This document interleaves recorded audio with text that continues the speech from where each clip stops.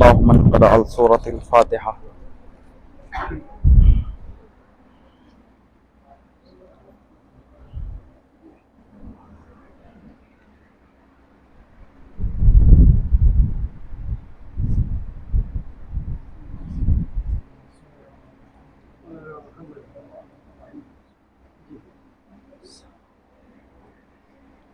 औज़ु बिल्लाहि मिनश शैतानिर रजीम। बिस्मिल्लाहिर रहमानिर रहीम। अल्हम्दुलिल्लाहिल्लज़ी हदाना लिहाज़ा व मा कुन्ना लिनहतदिया लौला अन हदानल्लाह।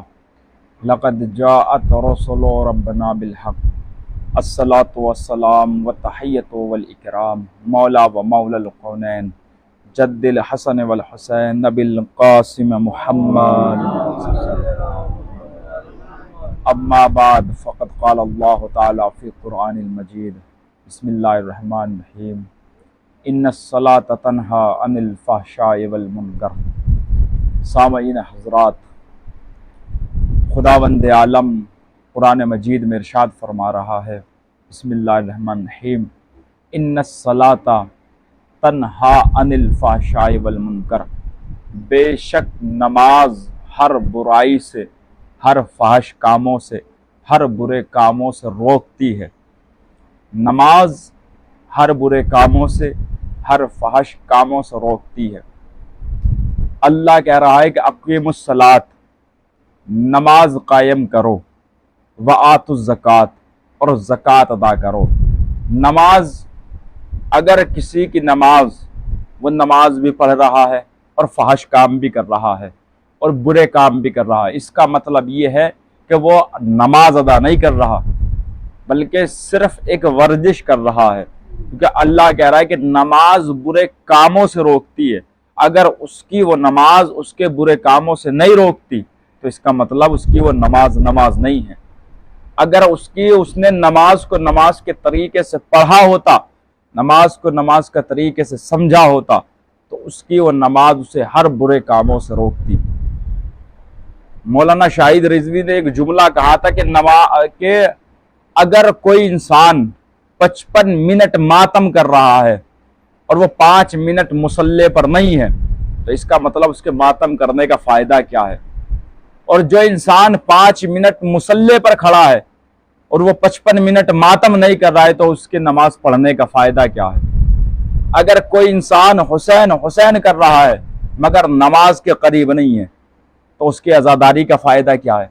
कोई एक मासूमीन की ऐसी हदीस, ऐसी रिवायत, ऐसा वाकया दिखाइए, या आपने पढ़ा हो या सुना हो कि जिस मासूमीन ने फरमाया हो कि तुम सिर्फ अज़ादारी करो, नमाज ना पढ़ो। किसी मासूमीन की हदीस है कि जिसने नमाज से मना किया हो। किसी ने भी ये कहा है कि तुम अज़ादारी करो और नमाज न पढ़ो तो हम तुम्हें बख्शवाएंगे। किसी मासूमीन ने कहा? नहीं, बिल्कुल नहीं कहा।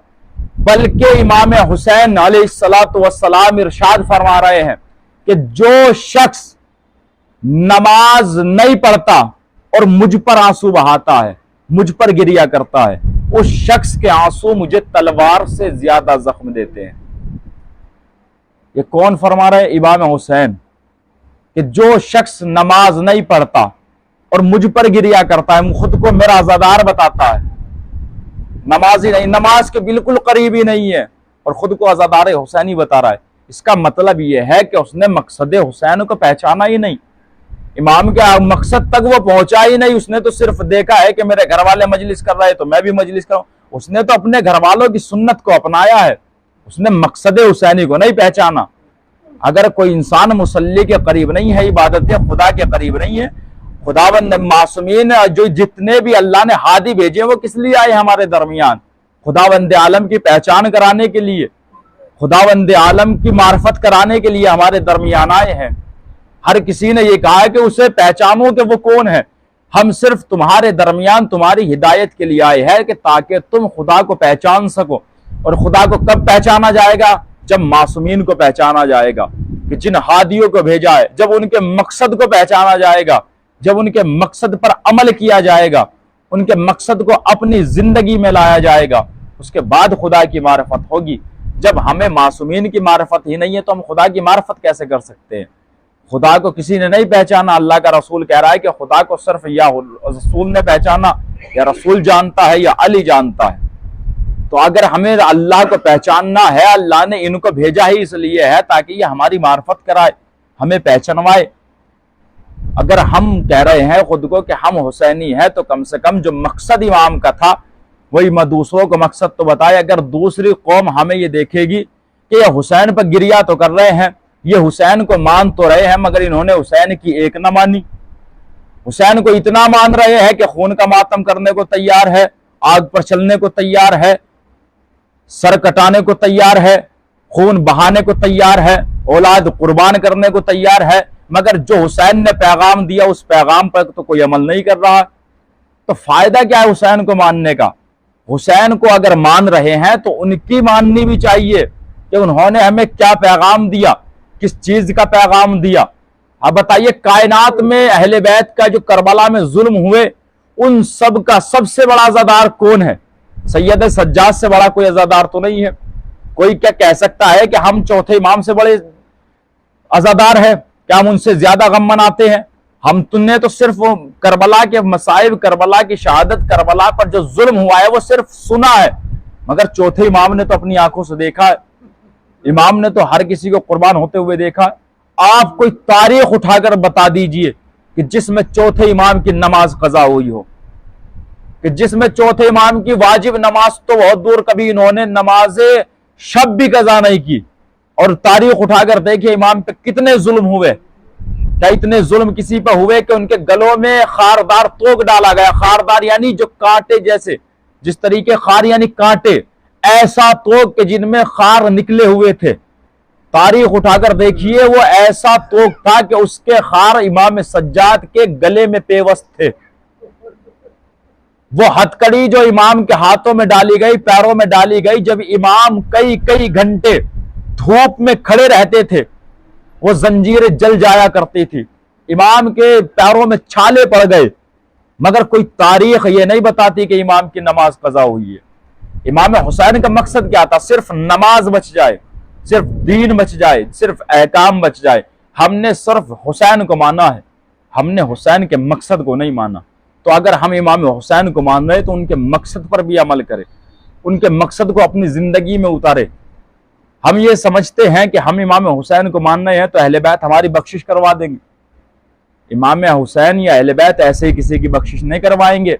छठे इमाम फरमाते हैं कि मैंने अपने बाबा यानी पांचवें इमाम से सुना है कि जो शख्स तारिकुस सलात है यानी नमाज नहीं पढ़ता, उसकी हम अहले बैत बख्शिश नहीं करवाएंगे, चाहे वो खुद को कितना ही शिया कहने वाला हो, क्या वो हमारी औलाद ही क्यों ना हो। जो शख्स नमाज के करीब नहीं है उसकी हम सिफारिश नहीं करवाएंगे, उसे हम नहीं बख्शवाएंगे, जो तारिकुस सलात है। और बहुत सी अहादीस में तो तारिकुस सलात को मासूमीन ने काफिर कहा है कि तारिकुस सलात काफिर है। ये तो नमाज तर्क करने वालों के, आप तारीख उठाकर देखिए, मसले मसाइल उठाकर देखिए, अहादीस मासूमीन उठाकर देखिए कि जो तारिकुस सलात है वो तो काफिर है ही, लेकिन जो नमाज तो पढ़ता है मगर अव्वले वक्त नहीं पढ़ता, नमाज ताखिर से पढ़ता है, इसका मतलब यह है कि वो नमाज को ताखिर से, किसी के पास अगर वक्त नहीं है, कोई मजबूर है तो बात अलग है, मगर किसी के पास वक्त है, वो ये सोच रहा है कि पहले अपना काम कर लिया जाए उसके बाद नमाज पढ़ी जाए। इसका मतलब क्या है? इसका मतलब यह है कि वो नमाज को कोई अहमियत ही नहीं देता, उसने नमाज के मकाम को जाना ही नहीं, नमाज के मर्तबे को जाना ही नहीं, अपने काम को नमाज पर तरजीह दे रहा है। मासूमीन फरमाते हैं कि जो नमाज को हल्का समझे वो जहन्नुम में जाएगा, जो नमाज को हल्का समझ रहा है, और जो नमाज तो नहीं पढ़ता वो तो जहन्नुमी है ही। मगर जो शख्स, रसूल अल्लाह फरमा रहा है, एक गुनाह, किताब का नाम है गुनाह कबीरा, हमारे यहाँ मोतबर किताब है, जिल्द नंबर 1, मेरे पास किताब मौजूद है, मैं आपको हदीस दिखा दूंगा। मासूमीन रसूल खुदा वो फरमा रहे कि जिसको अल्लाह ने कहा ये कुछ नहीं कहता, सिर्फ वही इलाही कहती है जो कहता है। वो फरमा रहा है कि जो शख्स बेनमाजी की मदद करे, लिबास के जरिए से, खाने के जरिए से, या किसी भी तरीके से उसकी मदद कर रहा है, वो मदद करने वाला ऐसा है कि जैसे उसने 70 नबियों का कत्ल किया हो। 70 नबियों का कत्ल किया, जिनमें से पहले नबी हजरत आदम और आखिरी नबी हजरत मोहम्मद।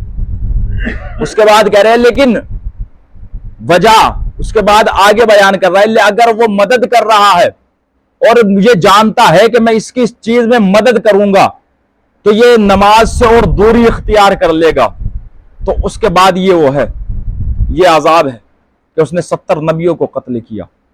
अगर उसकी उस मदद के जरिए से वो नमाज की तरफ माइल हो रहा है तो उसकी मदद की जाए। बेनमाजी की अगर हम मदद कर रहे हैं और उस मदद के जरिए से वो इबादत खुदा से और दूर हो रहा है तो वो बेनमाजी की मदद करने वाला ऐसा है कि जैसे उसने 70 नबियों को कत्ल किया। फिर उसके बाद आगे फरमा रहे हैं कि अगर कोई शख्स बेनमाजी के साथ बैठकर हंसता भी है तो वो ऐसे है कि जैसे उसने 70 मरतबा खाने काबा को मुनहदिम किया हो। जिसने एक मरतबा खाने काबा को मुनहदिम किया था, खुदावंद आलम ने उस पर अबाबील का लश्कर भेजा था, उस पर आसमान से पत्थर नाजिल किया है। मासूमीन फरमाए कि उसने 70 मरतबा खाने काबा को मुनहदिम किया।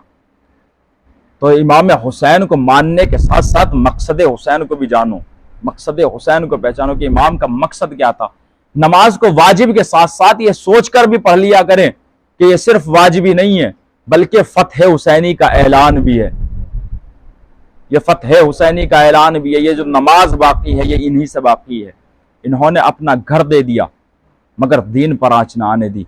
और इमाम हुसैन कहकर गए थे कि नाना मैं तुम्हारा दीन बचाने के लिए जा रहा हूँ, नाना अगर तुम्हारा दीन बचाने के लिए मुझे अकबर भी देना पड़ेगा तो मैं अकबर को कुर्बान कर दूंगा, नाना मैं अपने अब्बास के बाजू को दूंगा, नाना मैं अपनी शहादत भी पेश करूंगा मगर तुम्हारे दीन पे आँच ना आने दूंगा।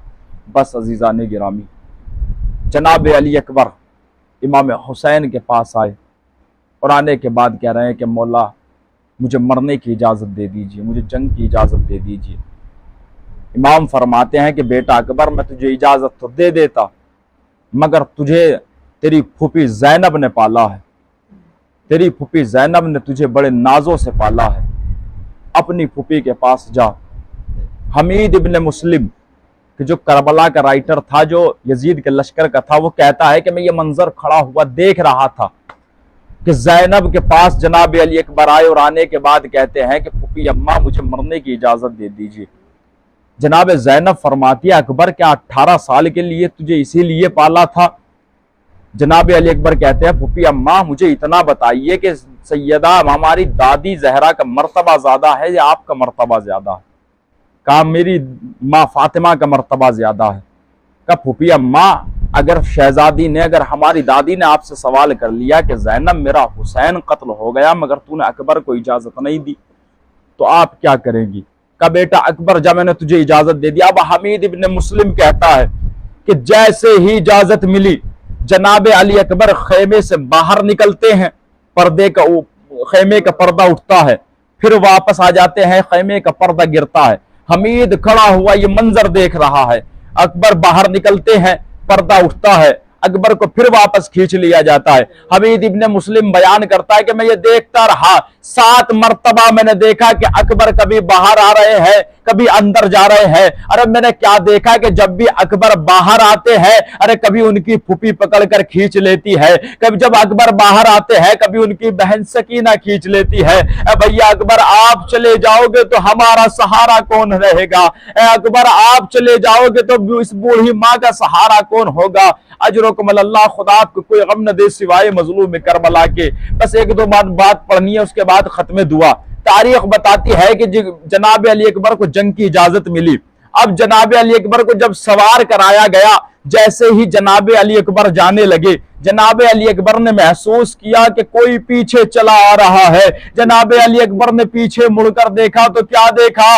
एक ज़ईफ बाप जो अकबर के पीछे चला आ रहा है और कह रहा है या बुनैया, ऐ मेरे बेटे जरा आहिस्ता चलो, अकबर जरा आहिस्ता चलो। मौला फरमाते हैं बाबा जब आप इजाजत दे चुके फिर आने की वजह क्या है? मौला फरमाते अकबर अरे काश तू भी साहिब औलाद होता तो तुझे पता होता कि बाप के दिल पर क्या गुजरती है। तारीख बताती है कि जब अकबर शहीद हो गए, अकबर ने आवाज लगाई बाबा मेरी मदद के लिए आइए। जनाब हुसैन अपनी जगह से उठे, अकबर की मदद के लिए पहुंचे। मौला फरमाते अकबर अपने बाबा को आवाज दो, अकबर तुम्हारे जाने से मेरी आंखों की बीनाई चली गई।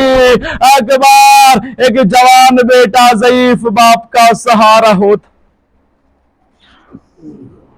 इन्ना लिल्लाहि व इन्ना इलैहि राजिऊन।